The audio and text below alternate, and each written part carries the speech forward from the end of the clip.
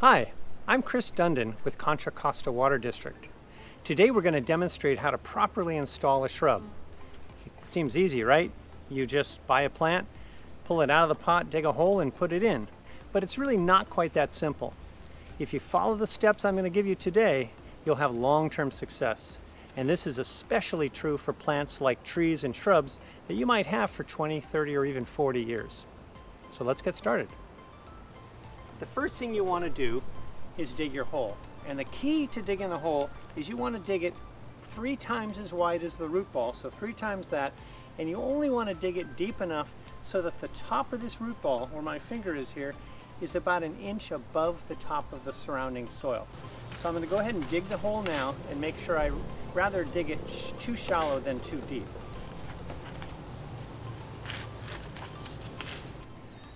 Okay, so I've dug the hole. It's about 2 to 3 times wider than the root ball. Could probably go a little bit wider here. But the key is don't dig the hole too deep, because you really want to make sure that the top of this root ball sits above the surrounding soil. And the reason that's important is in the winter when it rains, if the water sits there, it's going to rot that plant.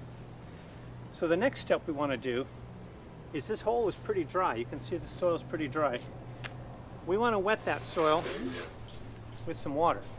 So I'm going to fill this hole up with water, and it might take 10 minutes for this to soak in, but the water is going to soak down into the soil, but it's also going to soak sideways and really give this plant a fighting chance the first few weeks after it's planted.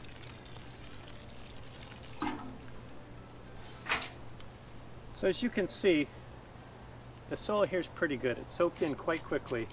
But that amount of water now is available to the plant after we install it. So now that we've done that, we're going to go ahead and put the plant in the ground. So let's talk about pulling the plant out of the pot.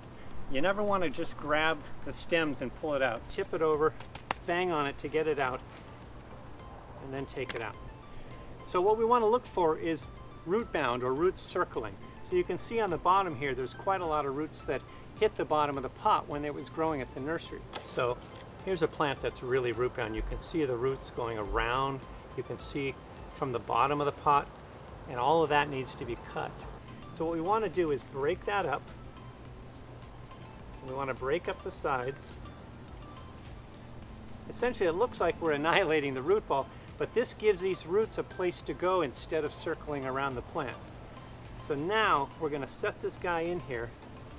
And because I did that, it might still be too low. So I want to check to see. And yeah, I'm just about 1 inch above, so we're in good shape. So I like to make sure the roots are out. Once you have it where you want it, then we're going to go ahead and backfill. So when I backfill, generally you can just use native soil. Sometimes you can add amendment. This is a California native aster, so I'm not going to add any amendment. I'm just going to use the native soil. And you want to work the soil in around the edges, and then when you put some pressure on it, you want to use your hands or your fist to kind of take out the air pockets in the soil. And then you might have to add a little bit more soil. And as you can notice, my root ball is still about 1 inch above the surrounding soil. And now that we've done it, we're going to give it some water, because you always want to water it first when you finish planting.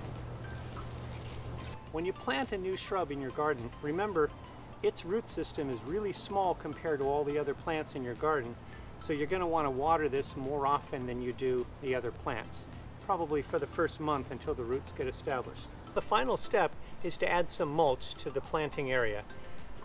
It's always good to add mulch because it retains moisture in the soil.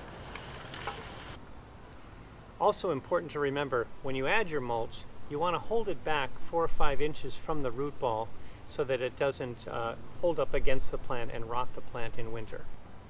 So there you have it. If you follow these steps, you'll have success in your planting and your garden will look great. Thanks very much and happy gardening.